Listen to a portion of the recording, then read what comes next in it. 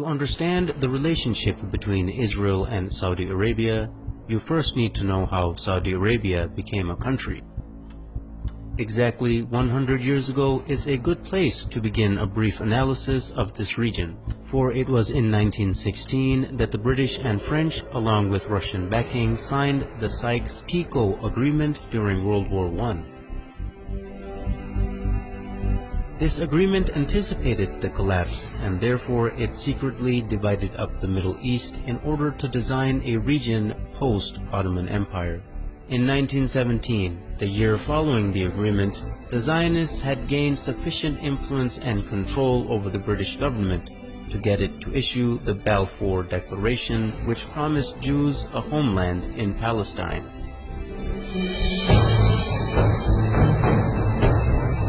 Even though the population of Palestine was at the time 85% Arab and only 7% Jewish. The defeat of the Ottoman Empire by British imperialism in World War I left three distinct authorities in the Arabian Peninsula. In the west, the Sharif of Hijaz; in the north, Ibn Rashid of Hayl; and in the east, Amir bin Saud of Najd, with his religiously fanatical followers, the Wahhabis. Britain got the most help from the Sharif of Hijaz, who led the Arab revolt against the Ottomans and helped the British defeat them. In return for his support, the British had agreed and promised him the establishment of a single Arabian country from Gaza to the Persian Gulf. After the war, however, Britain did not keep its promises. Instead, it drew up the Sykes-Picot Agreement and issued the Balfour Declaration. The Sharif was discontent with this betrayal and told the British that he would never sell out Palestine to the Empire's Balfour Declaration.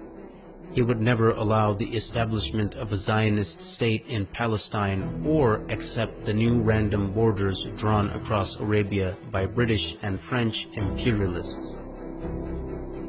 At this point, T.E. Lawrence, famously known as Lawrence of Arabia, was dispatched to bribe the Sharif and buy his support.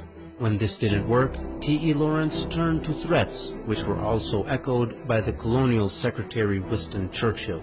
Both men threatened to unleash Ibn Saud and his ferocious Wahhabis on them, whom they were already arming and funding for the sake of countering the threat of Ibn Rashid of Hayl, who also stubbornly opposed the establishment of a Zionist state in the region.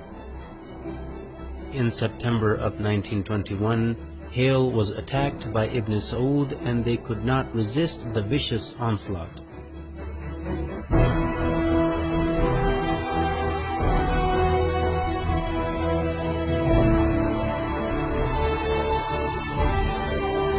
They officially surrendered in November of 1921. Hayl had dissolved into a colony of the Sultanate of Najd. By March 1924, the British realized that Sharif Hussein would not back down, so they unleashed Ibn Saud and his armies on the Hijazi territory as well. Within weeks, the forces of Ibn Saud and his Wahhabi followers began to administer what the British Foreign Secretary Lord Curzon called the final kick to Sharif Hussein and ruthlessly attacked Hijazi territory.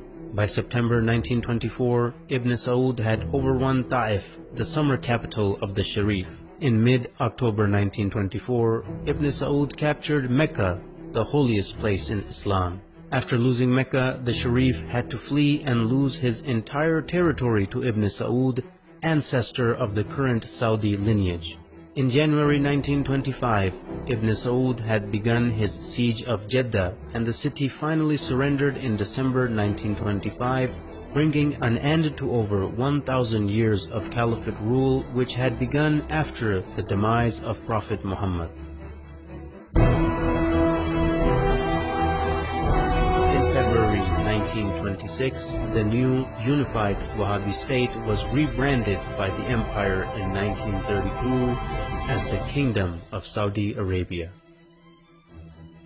As you can see, right from the start, the man who, as a matter of principle, opposed a Zionist state in Palestine was kicked out of his own land, yet the man who was willing to allow a Zionist state to be created was paid off handsomely and given an entire new country to exploit and dominate.